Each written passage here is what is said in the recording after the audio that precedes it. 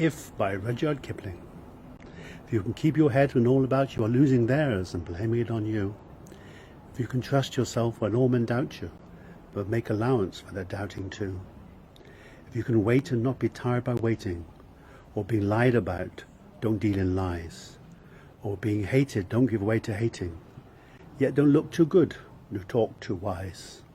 If you can dream and not make dreams your master, if you can think and not make thoughts your aim, if you can meet triumph with disaster, and treat those two impostors just the same, if you can bear to hear the truth you've spoken, twisted by knaves to make a trap for fools, or watch the things you gave your life to broken, and stoop and build 'em up with worn-out tools. If you can make one heap of all your winnings, and risk it on one turn of pitch and toss, and lose and start again at your beginnings, and never breathe a word about your loss. You can force your heart and nerve and sinew to serve your turn long after they are gone, and so hold on when there's nothing in you except the will which says to them, hold on. If you can talk with crowds and keep your virtue, or walk with kings nor lose the common touch, if neither foes nor loving friends can hurt you, if all men count with you but none too much, if you can fill the unforgiving minute with 60 seconds worth of distance run, yours is the earth and everything that's in it, which is more, you'll be a man, my son. So Rudyard Kipling was born in 1865 in India and died in 1936 in England. He was a British poet, philosopher, writer and author, and I chose the poem If because one of the most famous poems in the English language.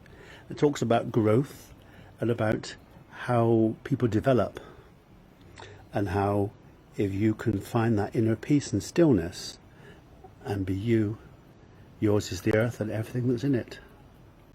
I chose Rudyard because he was born in India, in Bombay, and then had his education in England. Later returned to India to live and study with his father. He also lived in America and came back to England towards the end of his life. Had a cottage there, and after he died he was buried in Westminster Abbey, one of the greatest places in England, so he was definitely a British man. He was also a very controversial figure. Some of his works were not liked by everybody, some of his statements about certain topics of his time. His son died in the First World War, John Kipling, and that affected him very much.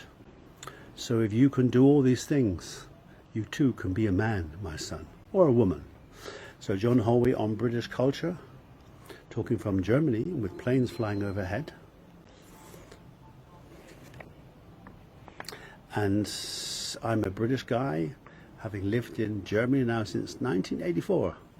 But I worked for the British consulate for 20 years, so that gives me British kudos. And I still got a British passport, and I can still sing Land of Hope and Glory, Mother of the Free. How shall we exalt thee, who is born of thee? Having lived abroad now for so long, I really relish the English poets, the songs and the culture. And even though we lost at the football last Saturday, I'm still proud to be British.